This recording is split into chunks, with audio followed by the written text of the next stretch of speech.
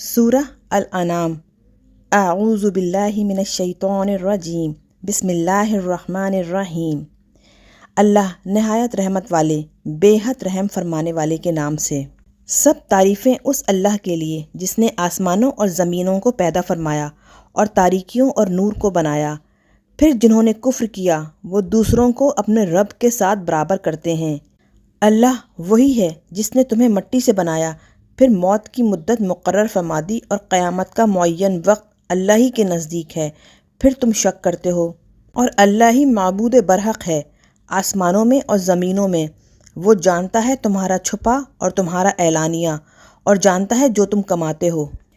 اور نہیں آتی ان کے پاس کوئی نشانی ان کے رب کی نشانیوں میں سے مگر وہ اس سے منہ پھیر لیتے ہیں۔ تو بے شک انہوں نے حق کو جھٹلایا جب وہ ان کے پاس آیا، پس عنقریب ان کے پاس اس چیز کی خبریں آ جائیں گی جس کا وہ مذاق اڑاتے تھے۔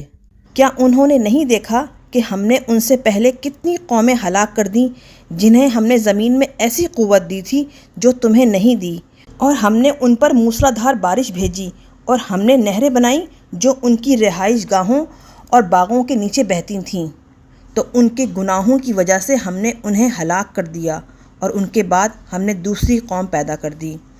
اور اگر ہم کاغذ پر لکھی ہوئی کتاب آپ پر نازل کرتے پھر وہ اسے اپنے ہاتھوں سے چھو لیتے، تب بھی کفر کرنے والے ضرور کہتے کہ نہیں ہے یہ مگر کھلا جادو۔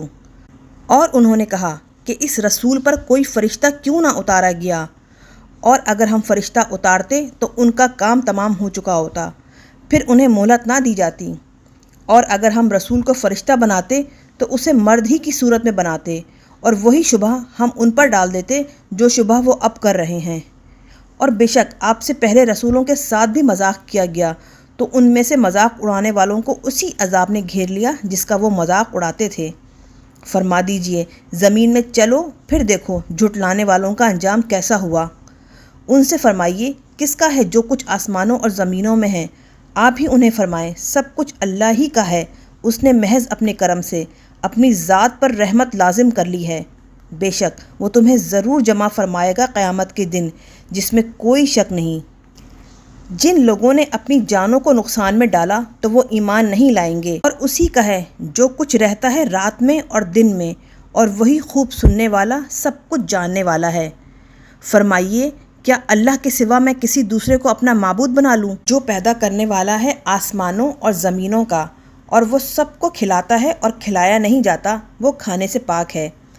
فرما دیجئے مجھے حکم دیا گیا کہ میں اللہ کے سامنے سب سے پہلا گردن جھکانے والا ہو جاؤں، اور یہ کہ ہرگز نہ ہو جانا شرک کرنے والوں میں سے۔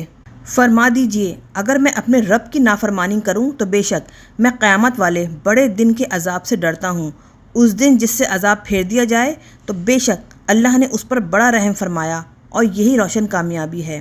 اور اے مخاطب اگر اللہ تجھے کوئی تکلیف پہنچائے تو اس کے سوا اسے کوئی دور کرنے والا نہیں، اور اگر وہ تجھے کوئی بھلائی پہنچائے تو وہ جو چاہے اس پر قادر ہے، اور وہی غالب ہے اپنے سب بندوں پر، اور وہی ہے حکمت والا خبردار۔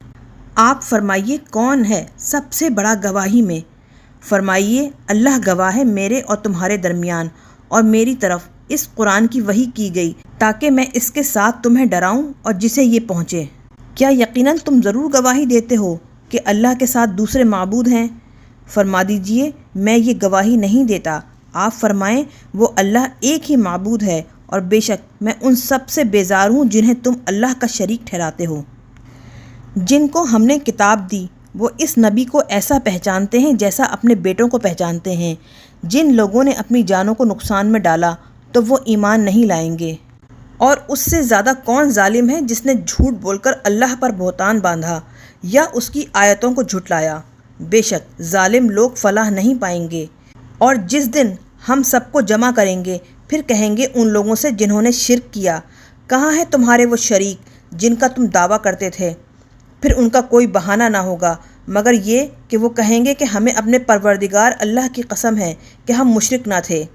دیکھیے انہوں نے اپنے اوپر کیسا جھوٹ بولا، اور ان کی سب بہتان ترازیاں ان سے گم ہو گئیں۔ اور ان میں کچھ وہ ہیں جو آپ کی طرف کان لگاتے ہیں، اور ہم نے ان کے دلوں پر پردے ڈال دیے تاکہ وہ اسے نہ سمجھیں، اور ان کے کانوں میں گرانی پیدا کر دی۔ اور اگر وہ سب نشانیاں بھی دیکھ لیں تو ان پر ایمان نہ لائیں، یہاں تک کہ جب وہ آپ کے پاس آپ سے جھگڑتے ہوئے آئیں تو کہیں گے وہ لوگ جنہوں نے کفر کیا، نہیں ہے یہ قرآن مگر جھوٹی کہانیاں پہلے لوگوں کی، اور وہ لوگوں کو اس سے روکتے ہیں اور خود بھی اس سے دور بھاگتے ہیں، اور وہ نہیں ہلاک کرتے مگر اپنی جانوں کو، اور وہ شعور نہیں رکھتے۔ اور اے مخاطب، اگر تو دیکھے جب وہ آگ پر ٹھہرائے جائیں گے تو کہیں گے اے کاش ہم لوٹا دیے جائیں دنیا کی طرف، اور وہاں جا کر اپنے رب کی آیتوں کو نہ جھٹلائیں اور ہم ایمان والوں میں سے ہو جائیں۔ اور کچھ نہیں بلکہ وہ یہ بات صرف اس لیے کہیں گے کہ اب وہ حقیقت ان پر ظاہر ہو گئی جسے وہ اس سے پہلے چھپاتے تھے، اور اگر وہ دنیا کی طرف لوٹا دیے گئے تو پھر وہی کچھ کریں گے جس سے انہیں منع کیا گیا تھا، اور بے شک وہ ضرور جھوٹے ہیں۔ اور انہوں نے کہا دنیاوی زندگی کے سوا ہماری کوئی زندگی نہیں، اور ہم مرنے کے بعد ہم اٹھائے نہیں جائیں گے۔ اور اے مخاطب، اگر تو دیکھے جب وہ ٹھہرائے جائیں گے اپنے رب کے حضور، اللہ فرمائے گا کیا یہ مرنے کے بعد زندہ ہونا حق نہیں؟ وہ کہیں گے کیوں نہیں، یقیناً حق ہے، قسم ہمارے رب کی۔ اللہ فرمائے گا تو اب چکھو عذاب اس کفر کی وجہ سے جو تم کرتے تھے۔ بے شک نقصان اٹھایا ان لوگوں نے جنہوں نے اللہ کی ملاقات کو جھٹلایا، یہاں تک کہ جب ان کے پاس قیامت اچانک آ پہنچے گی تو کہیں گے ہائے ہم پر افسوس ہماری اس کوتاہی پر جو قیامت پر ایمان لانے میں ہم سے ہوئی، اور وہ اپنی پیٹھوں پر اپنے گناہوں کے بوجھ اٹھائے ہوئے ہوں گے۔